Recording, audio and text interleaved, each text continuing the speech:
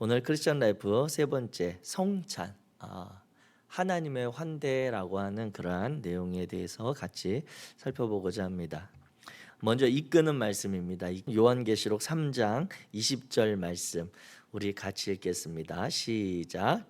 볼지어다 내가 문 밖에 서서 두드리노니 누구든지 내 음성을 듣고 문을 열면 내가 그에게로 들어가 그와 더불어 먹고 그는 나와 더불어 먹으리라. 아멘. 아멘. 오늘 우리가 다루게 될 이 성찬은 보통 우리 성찬, 성만찬, 성찬식, 성만찬식, 성찬예 이렇게 앞에 글자는 똑같은데 뒤에 이제 표현들이 조금씩 경우에 따라 다른 그러한 내용입니다. 오늘 이끄는 말씀으로 요한계시록 3장 20절 말씀을 우리가 함께 살펴보면 주님께서 문 밖에 서서 우리를 두드리시며 우리와 교제하기를, 우리를 만나시기를, 또 우리 안에 함께 하셔서 더불어 먹고 마시기를 원하시는 그러한 자리의 초청이 바로 성찬이라고 하는 것입니다. 이것은 우리가 앞서 말씀드렸던 그런 성찬의 부제목, 하나님의 환대라고 하는 것과도 맥을 같이 하는데, 하나님께서 우리를 그 하나님의 은혜의 자리, 또 우리를 회복하시는 자리로 초청하신다라고 하는 것이죠. 이스라엘 문화 가운데 아주 중요한 문화이자 전 세계에도 비슷한 그런 문화가 있다면 그것은 식사의 자리에 초대하는 것에 대한 특별한 의미가 있습니다. 저와 여러분들의 삶을 생각해 본다면 우리가 초청받아 가는 자리, 누가 그냥 우리 밥 한 끼 먹자 해서 먹는 자리가 아니라 내가 정성스럽게 마련한 식탁에 누군가를 초대한다라고 했을 때 그 의미는 남다른 것이거든요. 그 초대의 자리는 아무에게나 그 자리에 초청하지 않아요. 이스라엘 민족은 더더군다나 그렇고 오늘날 우리도 살아가면서 우리가 정성스럽게 마련하는 식탁에는 그냥 지나가는 사람, 그냥 갑자기 생각나서 초대하는 사람이 아니라 오롯이 그 사람을 위한 우리의 마음과 정성이 담겨 있고 그 자리에 함께하는 그 시간에 대한 기대감과 또 그곳에서 이루어질 일들에 대한 우리 안에 소망들이 있는 것이죠.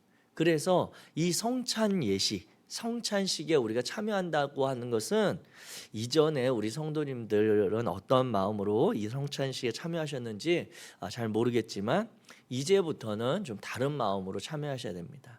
이 성찬식은 하나님께서 우리를 위해 정말 특별하게 마련된 그러한 식탁이다라고 하는 그러한 마음으로 임하셔야 된다라고 하는 전제를 먼저 말씀을 드립니다. 그래서 끊임없이 우리에게 찾아오시기도 하고 우리를 노크하시기도 하고 우리를 부르시는 그 하나님의 마음, 내가 너에게 들어가서 너와 같이 더불어 먹기를 원한다라고 하는 그 마음을 기대하면서 우리가 성찬식에 참여할 수 있게 되기를 원합니다. 자, 그렇다면 이제 성찬의 의미를 다시 한번 정리해 보도록 하겠습니다. 성찬 한자로는 이렇게 쓰고요. 이제 영어 표현으로 헬라어에 기초한 근거한 가장 많이 전 세계적으로 사용되는 표현이 유카리스트라고 하는 그러한 단어로 성찬을 정의하는데 그 의미는 다음과 같습니다. 우리 같이 읽겠습니다. 시작. 예수 그리스도의 명하신 바를 따라 떡과 포도주를 주고 받음으로써 그의 죽으심을 기념하는 감사 예식. 네. 예수 그리스도의 명하신 바를 따라 떡과 포도주를 주고 받음으로써 그의 죽으심을 기념하는 감사 예식이다. 앞의 내용은 다 이해되시죠? 우리 성만찬 참여하실 때 예수 그리스도께서 잡시던 밤에 이렇게 시작되는 성경 구절로 우리가 나아가잖아요. 그러면서 주님이 이것을 먹을 때마다 나를 기억하여라, 이것을 마실 때마다 나를 기념하여라, 이렇게 말씀하셨던 그 성경 구절을 우리가 근거로 성만찬에 참여하잖아요. 그래서 이 성찬은 예수님께서 명하신 그 말씀을 우리가 기억하고 그 말씀을 따라서 행하는 것입니다. 그래서 그 과정 가운데 보면 순서가 바로 떡과 포도주를 서로 나누는 것. 그 나눔의 방식은 여러 가지 차이가 있습니다만 일단 그 떡과 포도주, 주님이 하셨던 대로 그 떡과 포도주를 우리가 같이 나누는 것에 또 중요한 의미가 있고, 그 떡과 포도주를 나누고 하는 이것은 다름이 아니라 예수 그리스도의 그 희생, 우리를 위하여 죽으신 십자가의 그 사랑을 우리가 기념하는 그러한 자리라고 하는 것입니다. 그리고 이것은 단순히 그 죽음을 기념하는 자리이기 때문에 어떤 추모의 시간, 추도하는 애달는 그러한 마음이나 아니면 슬픔의 자리, 아니면 그러한 마음의 자리가 아니라 주님께서 이 성만찬을 시작하실 때, 마지막 만찬을 하실 때에 감사 기도를 드리시면서 시작하시거든요. 그리고 우리는 그 주님이 행하신 이것을 기념하면서 우리의 새로운 소망을 통해 하나님께 감사하는 예식이라고 하는 것입니다. 그래서 우리가 이 성만찬을 우리 성도님들이 이제 잘 참여하시고 그 순서를 잘 따라가시는데, 개인적으로 이제 제가 성도님들께 한 가지 조언을 드린다고 한다면, 우리가 성만찬에 참여하실 때 성찬을 이렇게 분급받는 시간이 있습니다. 우리 교회 같은 경우에 이제 분병과 그 다음에 포도주를 이렇게 나누는 그 시간이 있는데, 그 분병을 받기 전에는 주님께서 우리에게 행하신 일들에 대해 우리가 기억하면서 우리의 죄를 고백하는 것입니다. 주님의 몸과 주님의 피를 우리가 먹고 마시기 전에 내가 주님의 이 피와 살을 마시고 먹을 만한 그러한 자격과 공로는 없지만 나는 주님 앞에 나아갈 자격이 없음을 고백하며 회개의 기도를, 그 분병을 받기 전에 우리의 죄를 고백하는 기도를 하시고, 그 분병을 받아서 이제 분병을 먹고 포도주를 마신 이후에는 그리스도의 새로운 몸과 피를 우리가 힘입어 새로운 삶을 살아갈 수 있다라고 하는 것을 신뢰하면서 감사의 기도를 개인적으로 드리시면서 자리로 돌아가시면 좋겠다, 이런 생각을 해보게 됩니다. 이 마음, 이 의미를 다시 한번 되새기면서 우리가 성만찬에 참여하게 될 때 우리는 그리스도인으로서 한 걸음 더 구별된 삶, 구별된 자리에 서게 되어질 것입니다. 이제 이 성만찬과 관련된 직접적인 그런 성경 구절인 누가복음 22장 19절에서 20절 말씀을 같이 한번 읽겠습니다. 시작. 또 떡을 가져 감사기도 하시고 떼어 그들에게 주시며 이르시되 이것은 너희를 위하여 주는 내 몸이라 너희가 이를 행하여 나를 기념하라 하시고 저녁 먹은 후에 잔도 그와 같이 하여 이르시되 이 잔은 내 피로 세우는 새 언약이니 곧 너희를 위하여 붓는 것이라. 아멘. 예수님께서 이 성만찬, 이제 마지막 만찬이죠. 우리는 성만찬이라고 자꾸 부르는데 주님께서 마지막 제자들과 만찬을 하실 때 하셨던 기도의 내용입니다. 그래서 주님께서는 먼저 떡을 가져서 감사기도 하신 다음에 떼어서 주시고, 또 식사를 하신 다음에 포도주를 나누면서 똑같이 동일하게 말씀하신 그 내용을 가지고 우리가 성만찬의 이제 큰 흐름을 따라서 그 예식을 참여하게 됩니다. 이 말씀의 내용들을 잠깐 잘 기억하시면서 구체적으로 우리가 성찬을 이해해 보도록 하겠습니다. 자, 성찬, 성만찬, 성찬예, 성만찬 예식의 이해. 이 성만찬은 기본적으로 크게 두 가지 성격이 있는데요. 첫 번째는 연합과 하나됨의 상징이 바로 이 성찬의 자리입니다. 이것은 성찬이 주는 정신과 같은 거죠. 성찬예가 가지고 있는 가장 근간이 되는 정신은 연합과 하나됨에 대한 상징입니다. 연합과 하나됨의 상징이 성찬의 정신입니다. 자, 그렇다면 이 연합과 하나됨이라고 하는 것은 어떤 것이냐라고 우리가 살펴볼 때, 첫 번째, 연합과 하나됨은 우리 성찬식에 참여하는 이들은 그리스도와 연합되는 것입니다.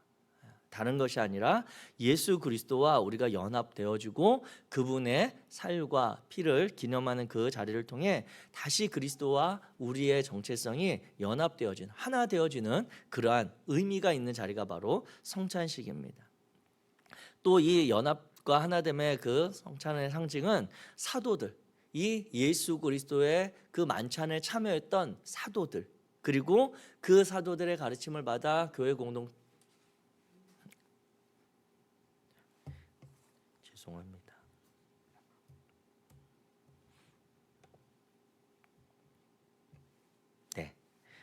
사도들, 그 주님의 만찬에 참여했던 사도들과 그 사도들의 가르침을 받아 교회를 세웠던 초대교회, 그 전통을 따라서 우리가 계속해서 이 성만찬을 진행해 가는 것이거든요. 그래서 우리가 연합되고 하나 되는 것은 먼저 그리스도와 연합되지만 이 전통을 이어온, 그리고 이 하나님께서 막 우리에게 허락하신 자리를 지켜온 사도들의 가르침, 그리고 초대교회와도 오늘 우리의 신앙의 공동체가 하나 되어지는, 연합되어지는 자리입니다.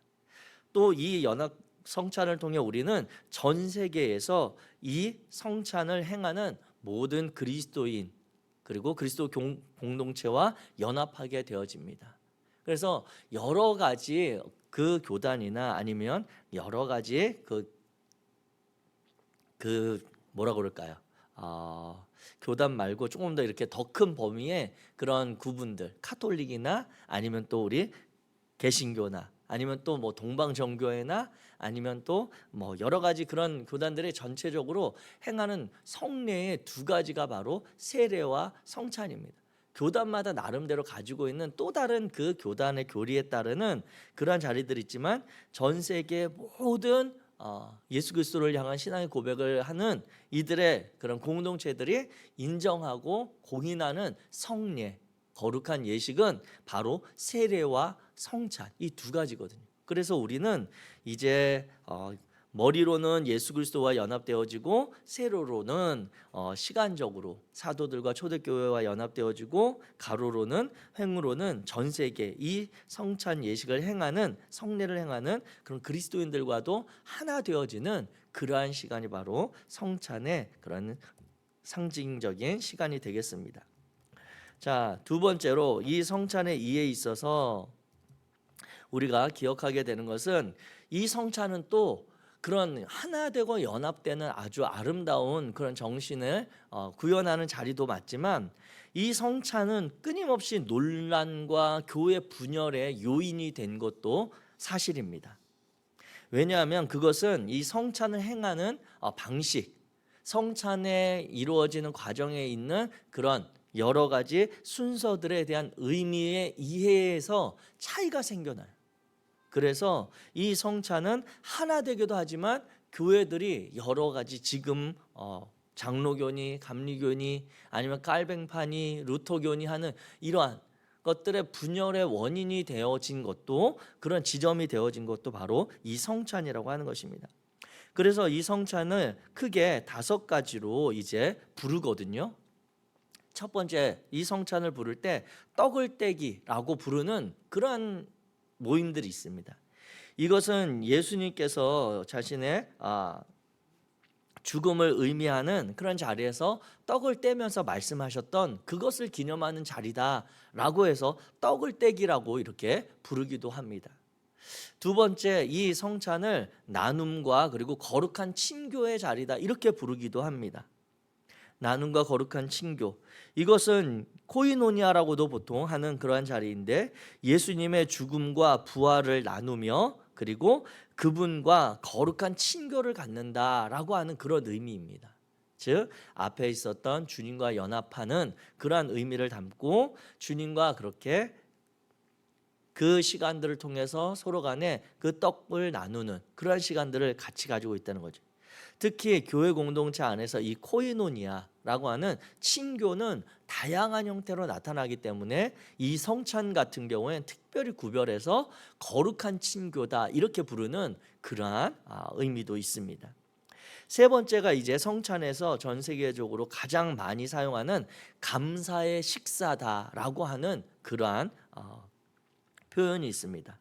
이 감사의 식사는 예수님의 앞서 우리가 누가복음 22장 19절을 살펴보았듯이, 주님이 감사 기도를 드리시면서 이제 마지막 만찬을 시작하고, 또 예수님께서 이루신 일들, 그분의 죽으심과 십자가의 사건과 부활을 통해 우리에게 이루신 일들을 기억하면서 그분께 감사하는 그러한 마음을 담겨진 식사의 자리다라고 하는 것입니다. 그래서 이 감사의 식사라고 하는 유카리스티아라고 헬라어에서 이야기한 이 단어에 기반한 유카리스트라고 하는 표현을 가장 전 세계적으로는 이제 현대에서 많이 사용하고 있습니다. 그래서 이 성찬은 다른 여러 가지 의미 있지만, 주님께서 이루신 일들을 통해 우리가 감사, 그 은혜를 기억하고 감사하는 자리가 바로 성찬의 자리입니다. 또 네 번째로는 주의 만찬이다라고 하는 그러한 표현도 있습니다. 이것은 주님께서 이제 만찬하면 보통 저녁 식사를 이야기하거든요. 그런데 이 유대인들의 전통에서는 이 유월절 기간에 있었던 이 주님의 식사는 보통 아침 식사였습니다. 유월절을 기념하는 그러한 식사는 아침에 일어나자마자 가족들이 행하는 그런 식사가 유월절의 식사인데, 주님께서는 저녁에 마지막으로 제자들과 같이 식사를 나누었던 자리가 바로 이 성찬의 자리에 기원이 되기 때문에 그것을 따라서 주의 만찬이다라고 부르기도 하는데, 침례교회에서는 보통 주의 만찬이라고 하는 표현을 많이 사용을 합니다. 그리고 이 성찬을 또 미사로 이렇게 표현하기도 합니다. 이것은 이제 카톨릭에서 보통 많이 사용하는 그러한 표현인데, 이 성찬이 끝나고 나면 이 라틴어로 이테미사 에스트 이렇게 이야기를 합니다. 이게 무슨 이야기냐면, 이제 우리는 주님의 죽음과 부활을 먹고 마신 사람들로 주님을 위해 세상을 섬길 준비가 되었습니다라고 하는 표현. 그러니까 이제 성찬이 끝나고 세상으로 파송되어지는 그러한 새로운 힘을 갖게 되었다라고 하는 의미로 이제 미사라고 하는 단어를 사용하는 그러한 표현도 있다라고 하는 것이죠. 즉 이와 같이 이 동일한 그 누가복음 22장 19절 20절에 나타난 그 주님의 제자들과 나누셨던 그 식탁의 자리, 성찬의 자리를 어떠한 지점에 더욱더 의미를 두느냐에 따라서 이와 같이 크게 5가지로 나눠서 부르게 된다라고 하는 것입니다. 특히 또 이 분열과 이 논란은 여러 가지가 있습니다. 먼저 이 카톨릭에서 보면 이 우리 떡과 또 포도주, 이것이 먹고 마시는 이 자리에 크게 이제 그런 신앙적인 의미를 차이를 두는데, 카톨릭에서는 화채설이다 그래서 이 떡과 포도주 자체가 예수님의 살과 피다라고, 이렇게 실제적인 살과 피다라고 보는 것입니다. 그래서 겉으로 보기에는 이것이 그냥 떡이고 이것이 포도주지만, 이건 그 안에 성질은 이제 예수님의 살로 바뀐 것이고, 그 안에 피는, 포도주는 예수님의 피로 되어진 것이야. 그래서 우리가 떡과 포도주를 마시는 건 직접 예수님의 살과 피를 먹고 마신다라고 하는 그런 의미의 신앙의 고백이 있는 것이 카톨릭입니다. 또 종교개혁 시대를 지나면서 이제 마틴 루터를 중심으로 한 이런 장로교에 기반된 이들은 공제설을 이야기하는데, 이 공제설은 또 무엇이냐면 이 떡과 포도주, 뭐 그 당시로 치면 빵과 포도주겠죠. 그 포도주 위에 주님이 직접 임하신다는 거예요. 주님이 임재하신 것을 우리는 먹고 마신다. 즉 공제. 이 떡과 포도주 그 자체도 있지만 주님이 함께 계신다라고 하는 그런 의미로 주님의 그리스도의 임함을 기억하고 나누는 자리에 바로 공제설이 있습니다. 근데 또 다른 여러 가지 견해들이 시간이 지나면서 뭐 츠빙글리의 이론, 칼뱅의 이론 여러 가지 있지만, 우리 감리교는 그렇다면 이것을 어떻게 받아들이고 있는가라고 하는 것을 보게 될 때, 자, 우리가 성만찬 예식 때 우리 목사님께서 기도하는 그 기도문의 내용입니다. 이 기도문의 성령 임재의 기원을 드리는, 아마 PPT에는 이 내용이 지금 없을 텐데 제가 고민을 하다가 좀 이 내용을 한번 같이 읽으면 좋겠다 싶어서 현장에는 준비를 했습니다. 우리 기도문을 함께 같이 읽어보도록 하겠습니다. 시작. 거룩하신 하나님, 일찍이 주님께서 세상에 보내셨던 성령을 지금 다시 보내주시사 진설된 떡과 포도주 위에 임하셔서 이 식탁을 성별하여 주옵소서. 또한 성령께서 여기 모인 저희 위에 함께하사 이 떡과 포도주로 영원한 생명의 양식이 되게 하시며, 이를 먹고 마심으로 그리스도의 새로운 몸을 입어 세상을 변화시키는 능력이 되게 하옵소서. 아멘. 이 기도문이 이제 우리 감리교, 감리교 성만찬 예식에 이 성령 임재의 기도를 드리는 공식적인 기도문입니다. 그래서 이제 우리 성만찬 예식할 때 우리 목사님도 우리가 성찬을 나누기 전에, 떡과 포도주를 나누기 전에 먼저 이 기도를 하시는 내용이 바로 이 기도문이거든요. 여기에서 보면 우리 감리교에서는 이 떡과 포도주에 예수님이 직접 임하신다, 그분의 본체 육체가 임하신다, 이게 아니라 성령, 주님이 약속하셨던 성령이 이 자리에 특별히 더 임하시고, 이 떡과 포도주는 그냥 떡과 포도주를 우리가 먹는 거예요. 우리가 먹는 게 주님의 살과 피를 직접적으로 먹는 게 아니라 우리는 그 주님의 살과 피를 기념하는 떡과 포도주를 먹지만, 그 먹고 난 이 성만찬에 참여한 이들에게는 성령께서 우리의 삶에 역사하셔서 새로운 그리스도의 그러한 삶을 살아가도록 능력을 주신다라고 하는 고백이 바로 우리 감리교회의 고백입니다. 제가 세 가지를 크게 말씀드려서 그게 그거고 이게 무슨 차이가 있나 잘 이해가 안 되실 수도 있어요. 중요한 건 이 성만찬은 이렇게 우리를 연합되게도 하지만 또 여러 가지 서로 이해와 그 방식에 따라서 교회가 논란에 쌓이기도 했고 분열되는 그러한 일들도 있었다.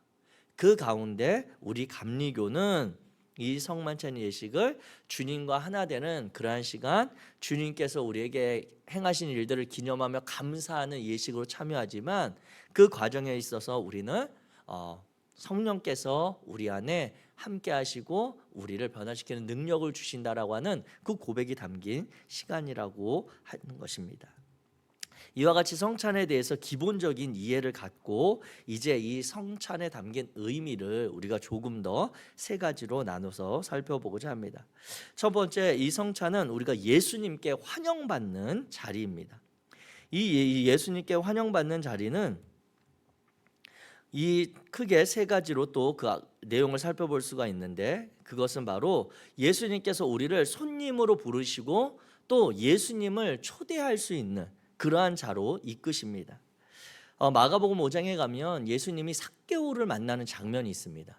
삭개오를 만나는 장면이 있는데, 거기에 보면 예수님께서 삭개오를 이제 만나시고 그 가정에 방문하는 그런 과정들 통해서 보면 예수님이 삭개오를 부르시죠. 삭개오야 내려오라, 내가 너희 집에 거하겠다, 이렇게 이야기를 주님이 말씀하시거든요.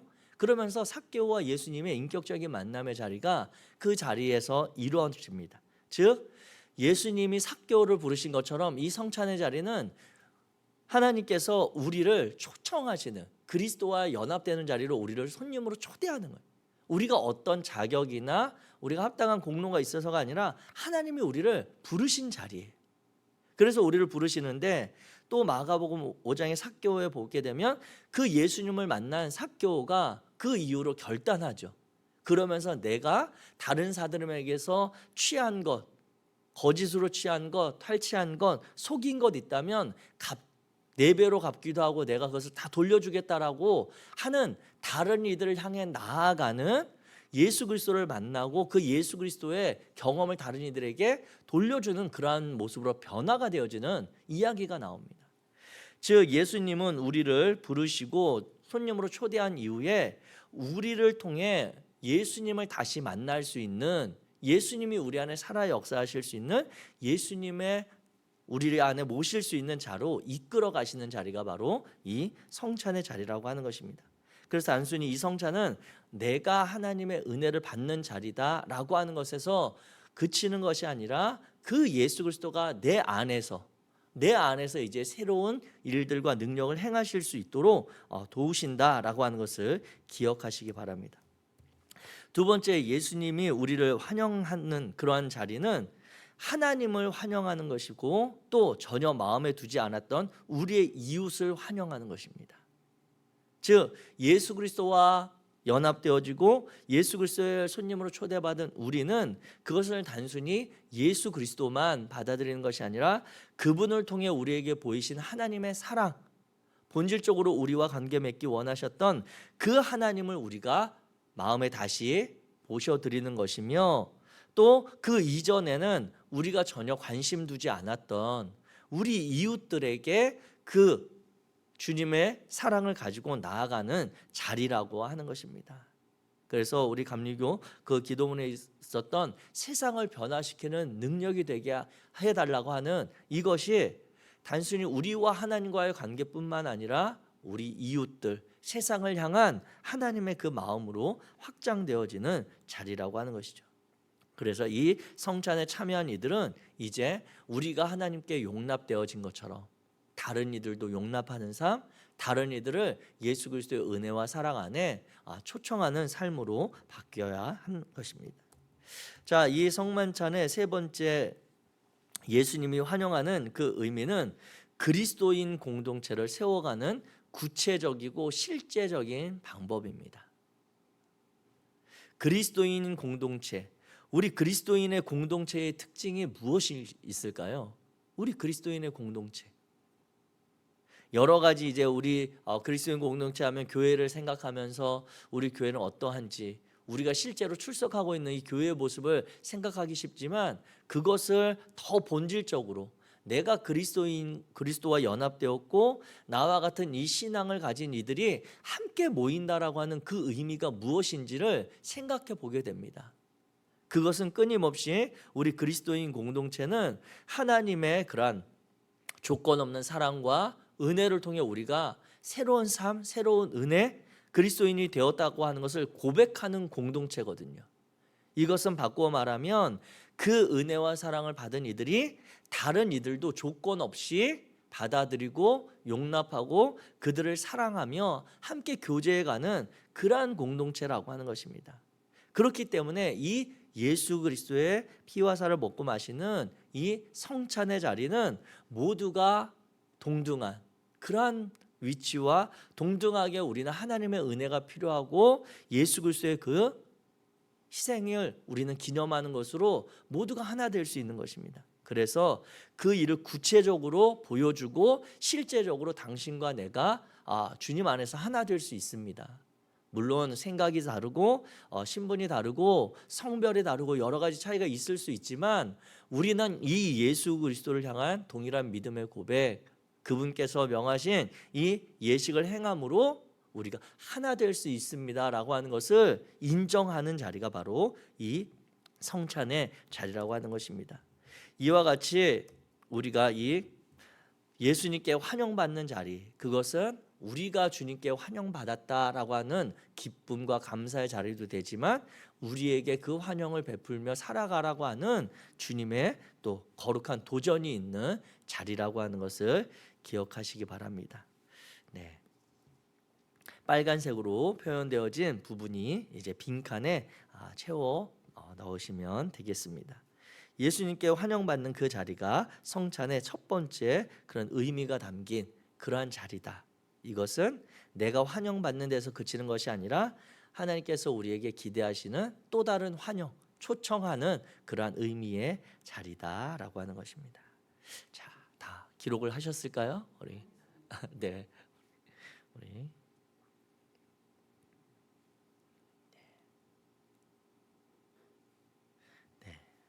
우리 권사님들이 막 너무 열심히 이렇게 받아 적는 모습이 정말 어렸을 때 공부할 때 그러한 모습이지 않을까. 앞에 칠판을 보면서 그 선생님이 써주신 거를 막 이렇게 옮겨 적었던 그러한 모습들, 그 진지한 모습들이 보이는 것 같아서 감사하기도 하고 빈칸을 너무 길게 제가 해놨나라고 하는 그러한 또 생각도 해보게 됩니다. 나중에 부족한 부분은 다시 한번 제가 보여드리도록 하고요. 다음으로 넘어가겠습니다. 세 번째, 이 성찬의 의미는 하나님의 은혜에 연결되는 자리입니다. 그래서 그 하나님의 은혜에 연결되는 것의 첫 번째 의미는 자, 우리 1번 같이 앞에 보시면서 읽겠습니다. 시작. 예수님의 죽음을 기억하고 부활을 증언하며 그분의 다시 오심을 기대하는 자리. 네. 이것이 바로 하나님의 은혜를 우리가 연결되는 그러한 자리입니다. 이 성만찬은 이 식탁은 이 구별된 식탁은 어떻게 시작되었는지 우리가 그 기원을 알잖아요. 앞에서 읽었던 누가복음 22장에 또 마태복음에도 나오고 사복음서에 다 등장하는 그 자리, 그분이 우리를 위하여 희생당하는 그 십자가 사건의 바로 직전에 주님께서 마련하신 제자들과의 자리거든요. 그래서 이 성만찬을 대할 때 우리는 기본적으로 예수님이 나를 위하여 죽으셨다라고 하는 것을 우리는 인정하고 받아들이는 신앙의 고백의 자리입니다. 그 죽음을 기억하게 되는 것이죠. 그리고 또한 이 자리는 그 예수님께서 부활하셨다라고 하는 소망을 주시고 그분이 다시 사셨다고 하는 것을 우리가 증언하는 그러한 자리입니다. 예수님께서는 이 주님 제자들과의 만찬을 죽기 전에, 잡히시기 전에만 행한 것이 아니라 예수님은 부활하시고 나서도 제자들을 찾아가셔서 꼭 하신 게 그들과 같이 식사하시는 것이었습니다. 예수님이 부활하셨다고 하는 것을 그 제자들이 못 믿는 제자들이 있었거든요. 그러면서 그 제자들을 찾아가셔서 주님이 식탁의 자리로 와서 같이 먹으라고 초대하십니다.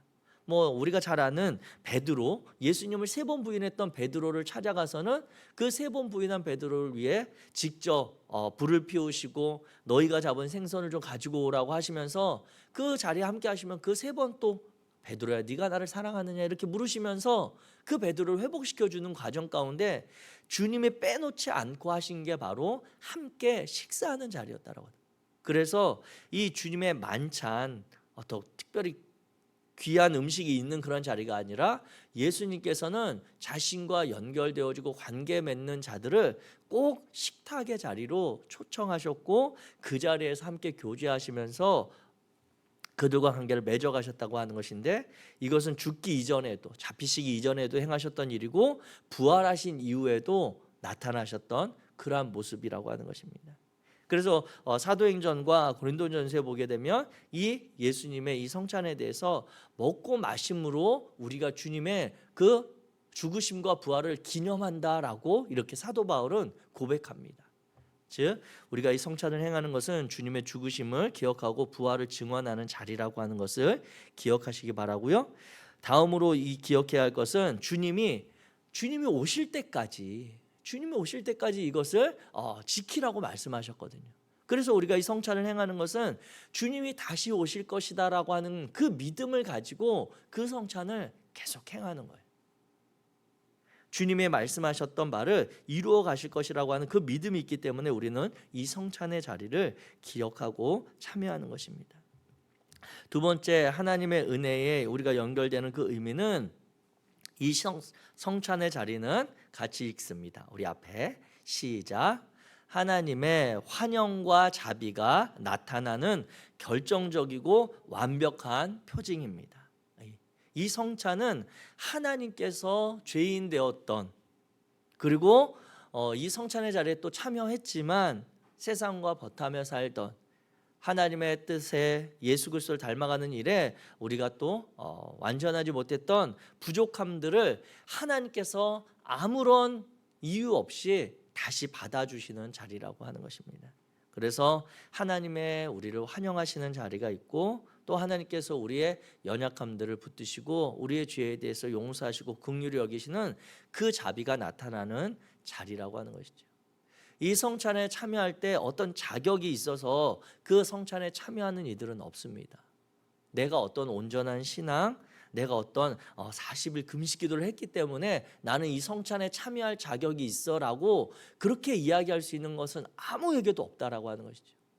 주님의 이 식탁에는, 이 구별된 식탁에는 하나님의 그 자비하심이 넘치고 하나님께서 먼저 우리를 부르시고 초청하시는 그 환영의 자리, 아무 공로 없지만 우리를 택하시고 구원하신 그 은혜의 상징의 자리가 바로 다시 한번 확인되어지는 자리가 이 성찬이라고 하는 것입니다. 그래서 이 성찬은 하나님을 다시 기억하고 그 은혜를 깨닫게 되는 자리입니다. 또한 이 성찬은 세 번째로 우리가 세상을 보는 방식을 변화시킵니다. 우리가 세상을 보는 방식.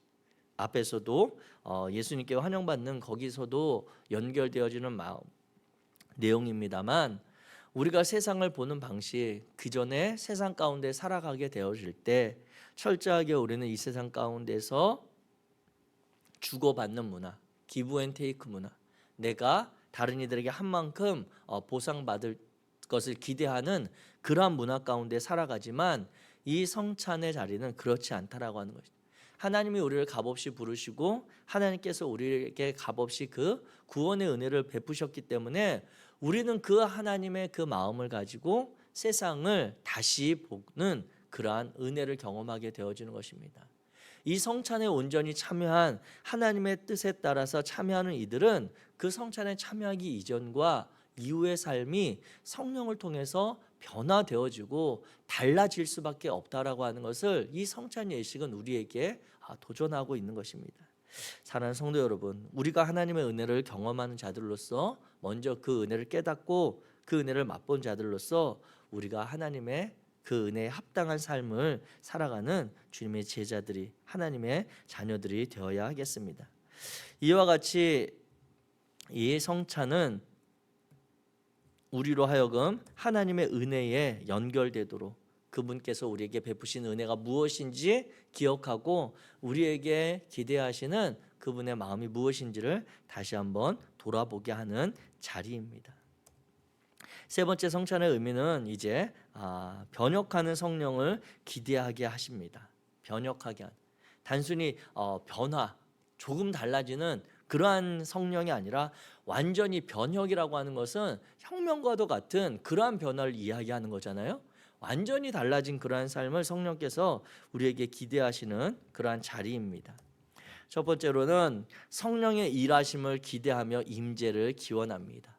앞에서 우리 감리교 예식서에 나온 성령 임재의 기도문을 같이 우리가 읽었는데 그 기도를 통해 우리는 이제 이 성찬에 참여하여 주님의 명하신 대로 떡과 포도주를 마심으로 우리가 기대하는 것은 무엇이냐면 이 성찬에 참여한 우리 안에 성령께서 다시금 우리를 부릴 듯 하셔서 우리를 통해 하나님의 그 은혜를 드러내는 예수 그리스도와 연합한 삶을 살아가는 그 성령의 일하심을 기대하는 그러한 자리라고 하는 것이죠.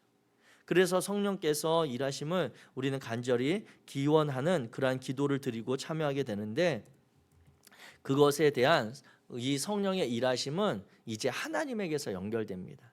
우리 2번 다른 존재들에게 같이 읽겠습니다. 시작. 다른 존재들에게 하나님 자신을 더욱 많이 나눠주고 싶어 하시는 영원한 열망. 네. 좀 문장이 어렵죠. 이게 무슨 말인가 싶으시죠. 자, 쉽게 이야기하면 그것입니다.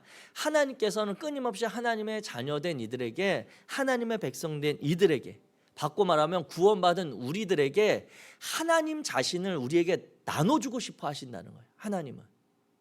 하나님의 거룩한 그러한 마음, 하나님의 가장 깊은 그 마음은 우리를 처음 지으실 때부터 우리를 그냥 다른 모습, 다른 형상 담게 지지 아니하시고 하나님의 형상을 담게 지으셨잖아요. 그때부터 하나님이 가지고 계셨던 마음은 우리에게 그 하나님의 모습이, 하나님의 마음이, 하나님의 행하심이 우리 안에서 나타나기를 원하는 마음이 있다는 거예요. 그래서 우리에게 세례를 통해서 새로운 그리스도인, 하나님의 처음 지으셨던 온전한 사람으로 다시 우리를 회복하는 그러한 시간을 통해 우리의 새 사람으로 부르시고 부르신 이들에겐 하나님은 이 성찬을 통해 우리에게 그 하나님을 다시 심어주고 싶어하는 거룩한 열망이 있다라고 하는 것입니다.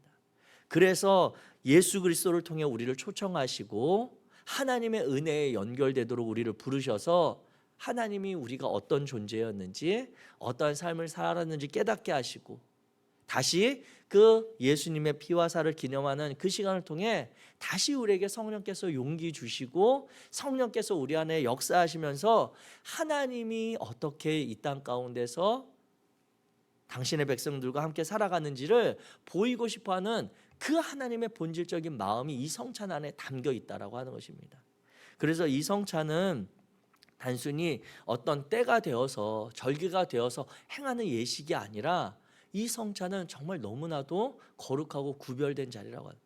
그래서 이 성찬에 대해서 두 가지 견해가 있었습니다. 이 성찬은 너무 중요하니까 모일 때마다 행하여야 된다라고 하는 그러한 견해가 있었어요. 그런데 그 견해도 또 반대되는 개념으로 이 성찬은 그렇게 구별되고 거룩한 자리인데 어떻게 우리가 모일 때마다 그렇게 하냐, 중요한 시간에만 특별히 해야 된다라고 하는 양극단에 치우친 그런 견해가 있었습니다. 그런데 재밌는 것은 우리 감리교를 메소디스트 이렇게 부르거든요. 근데 이 메소디스트라고 하는 그 단어의 의미는 규칙쟁이라고 하는 그런 뜻이에요. 이 감리교를 부를 때 왜 우리를 그렇게 불렀는지 모르지만, 그래서 그 규칙쟁이라고 하는 메소디스트라고 하는 그 단어가 생겨난 그런 사건이 있는데, 존 웨슬리 목사님이, 이제 우리 감리교를 창시한 존 웨슬리 목사님이 그 자신과 그런 동료들이 모일 때마다 정기적으로 이 감리교도들은 이 성찬 예식을 행하더라라고 하는 그러한 전통이 있었습니다. 그래서 다른 견해는 이 예식이 중요하니까 모일 때마다 이걸 다 해야 돼, 이런 그런 자리가 있었는데, 또 한편에서는 너무 중요하니까 이건 아니야, 부활절 같은 때만 해야 되고 아니면 성탄절 같은 때만 해야 돼, 이러한 너무 중요하게 구별된 그런 마음이 있었지만, 보니까 감리교인들은 그렇지 않고 정기적으로 정해놓고 이 일을 계속해서 꾸준히 해나가더라는 거예요. 물론 성찬뿐만 아니라 다른 감리교의 전통들도, 특별히 우리 감리교의 초기의 감리교도들은 그렇게 해왔던 데서 유래되어졌지만, 그 사건의 일화 중에는 이 성찬 예식도 있었다라고 하는 것입니다.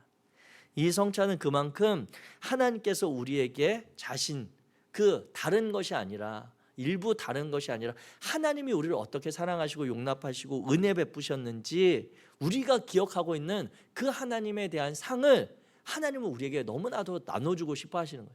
하나님이 우리에게만 베푸시는 것이 아니라 우리도 그러한 삶을 살기를 하나님은 기대하신다라고 하는 것입니다. 세 번째, 성령의 변혁의 그러한 기대는 무엇이냐면, 떡과 포도주가 아닌 우리를 변화시키는 능력을 우리는 믿는 것입니다. 앞에서 이 성찬이 교회들의 분열과 갈등과 논란의 중요한 요인이었다라고 말씀드렸잖아요. 그러면서 이 떡과 포도주에, 가톨릭에서는 이 떡과 포도주가 보기에는 그냥 떡이고 포도주지만 이건 주님의 이제 살로 변화된 것이고 이건 주님의 피로 바뀐 거야, 그래서 우리는 주님의 피와 살을 먹는 거야 라고 하는 그러한 견해도 있고, 또 어떤 견해는 아니야, 이 떡과 포도주는 그냥 떡과 포도주인데 그 위에 예수 그리스도가 육체적으로 임하셨어, 같이 계셔, 그래서 우리는 떡만 먹는 게 아니라 떡을 먹으면서 동시에 그리스도의 살을 같이 먹는, 이런 견해들도 있다라고 말씀드렸습니다. 우리 감리교회의 그런 견해들도 말씀드렸고요. 그런데 이제 제가 이 내용들을 살펴보다 보니까, 이제 이 성찬이 이제 초대교회 이후로 계속 진행되는 과정 가운데 중간에 이 포도주가 빠졌던 사건들이 있는 거예요. 그런 때가 있는 거예요. 그게 어떻게 된 건가 봤더니, 이 카톨릭에서는 이 떡과 포도주가 주님의 살과 피로 바뀌었다라고 받아들인다고 했잖아요. 그런데 이제 이게 주님의, 겉으로 보기에는 떡이고 이게 겉으로 보기에는 포도주지만 이게 주님의 살이고 피다 보니까 이 그 성찬에 참여하는 이들이 이게 진짜 주님의 피래라고 하는 것에 인해서 이 포도주를 받을 때 이렇게 막 벌벌벌 떠는 거예요. 너무 귀하게 여긴. 그러니까 이 주님의 귀한 피를 쏟는 일들이 벌어지니까 어떻게 그 거룩한 주님의 피를 쏟을 수가 있냐라고 해서 포도주를 이제 빼고 이 참여하는 성도들에게 떡만 주고 이제 이 사제들이 포도주를 이렇게 예식에만 사용했던 그런 때도 있었다고 하는 이야기를 제가 보았습니다. 심지어 사제가 이 포도주를 나누는 과정 가운데 쏟으면 사제의 손을 자르는 그런 일들도 있었다는 그런 이야기를 보면서, 이 떡과 포도주에 집착했던 그러한 모습들이 아니라 오늘 우리가 기념하고 참여하는 이 성찬 예식은 성령께서 이 떡과 포도주를 변화시키는 게 아니라 우리를 변화시키는 거예요. 주님의 그러한 피와 살을 기념하고 주님이 말씀하신 것을 지켜가는 우리를 변화시키고자 하는 자리가 바로 이 성찬 예식이고, 성령께서 역사하시는 것은 그 떡과 포도주가 뭐 떡의 어떤 내용물이 바뀌는 그런 것이 아니라 이것을 믿음으로 받아들일 우리의 삶을, 우리의 믿음을, 우리의 생각을 변화시킬 수 있다라고 하는 것. 우리는 이 성찬에 참여하면서 성찬식 이전과 이후의 삶이 달라질 수 있다라고 하는 그것을 우리는 믿게 되어 된다라고 하는 것입니다. 이게 바로 이 성찬이 성령께서 변혁시키는 그러한 능력의 의미가 되겠습니다. 자, 마지막으로 네 번째입니다. 우리 같이 읽겠습니다. 시작. 서로를 올바로 이해하고 세상을 바르게 보는 교회의 진정한 모습을 회복하는 자리. 성령께서는 이와 같은 일을 행하시는 거예요. 우리가 성찬에 참여한 이들, 또 신앙의 공동체 함께하는 그들을 올바로 이해하는 것입니다. 올바로 이해한다라고 하는 것은 무엇이냐면 앞에 말씀드렸던 것처럼 하나님이 그들을 용납하시고 하나님이 그들을 사랑하시고 하나님께서 그들 안에 자신을 내어주셨다라고 하는, 하나님이 그들 안에 있다라고 하는 것을 우리가 이해하는 것입니다. 그렇기 때문에 서로가 조금 다른 거, 서로 간의 입장이 다른 거, 생각이 다른 것으로 그 다름을 그냥 존중하고 받아들이는 거예요. 그 사람 자체에 대해서 어떤 신앙의 연수나 아니면 어떤 정도를 우리가 평가하고 판가름하지 않고 하나님께서 그 사람을 온전히 받아들이신 것처럼 우리도 그 사람을 온전히 공동체 안에서 받아들이는 거죠. 그래서 어떤 그 사람의 처지, 신분, 그 사람이 입고 있는 옷, 이런 것들로 그 사람을 판단하지 않고 교회 공동체는 모든 이들에 대해 하나님께서 구원받기를 원하시고 하나님께서 예수를 통해 구원하기 원하시는 이들이 이 공동체 안에 함께 속해 있다. 내가 하나님께 용납되고 그 사랑 받은 것처럼 다른 이들도 하나님께 용납받아야 되고 그 사랑을 받으며 살아가야 될 이들이라고 하는 그러한 바른 인식을 갖게 하는 것입니다. 세상 마찬가지입니다. 우리가 세상을 보며 끊임없이 탄식하기도 하고 세상이 왜 이래? 라고 하는 그러한 것들로 정죄하고 나아가는 것이 아니라 우리 그리스도인들이 이 땅 가운데 이 하나님을 알지 못하고 하나님의 뜻을 행하지 않는 이 세상 가운데 하나님이 우리를 통해 이루시고자 하는 거룩한 관계를 다른 이들도 볼 수 있도록 우리가 이 세상은 그들에게 그 그리스도의 복음을 전해야 되는 그러한 대상으로 이해하게 되는 것이죠. 이게 바로 우리 교회의 진정한 모습이라고 하는 것입니다. 우리가 교회로 모인다라고 하는 것, 신앙의 공동체로 모인다고 하는 것, 하나님을 향한 믿음의 고백과 예수 그리스도를 닮아간다는 교회라고 하는 것은 다른 것이 아니라 우리 안에 이 성찬을 통해 그리스도와 연합되어지는 그 관계들이 우리 안에서 끊임없이 확장되어지고 다른 이들을 주님이 우리를 환영하시고 초대하신 것처럼 또 그들을 나의 삶에 초대하고 나에게 다가오는 이들을 환영하는 그러한 모습들, 그러한 관계들이 바로 교회가 이루어가야 될 진정한 모습이라고 하는 것이죠. 그래서 어찌 보면 우리 신앙의 공동체 교회는 이 성찬의 자리에서 온전히 다시 회복되어지게 됩니다. 교회 안에 어떻게 서로 간에 생각의 차이가 없겠습니까? 서로 간에 가치의 그런 차이가 없겠습니까? 여러 가지로 다 다르고 하나님이 주신 은사와 성품과 모양들은 다 다르지만 그것을 하나 되게 온전히 한 모습이 아니라 서로 다름을 인정하고 용납함으로 인해 우리는 주님이 머리 되시고 나셔서 우리를 지체로 사용하는, 누구는 손의 역할, 누구는 발의 역할, 누구는 귀와, 누구는 또 어떤 다른 그러한 모습으로 사용되고 쓰임 받아서 역할을 감당하는 것처럼 교회는 그렇게 이루어져 간다라고 하는 것이죠. 이 일을 이루시는 이가 누구냐고요? 성령이라고 하는 것입니다. 성령께서 이 성찬의 자리를 통해 우리를 변화시켜서 이러한 모습, 이러한 삶, 이러한 그리스도인으로 되도록 이끌어 가신다라고 하는 것입니다. 자, 정리하도록 하겠습니다. 이 성찬은 하나님께서 우리를 환대하시는 자리입니다.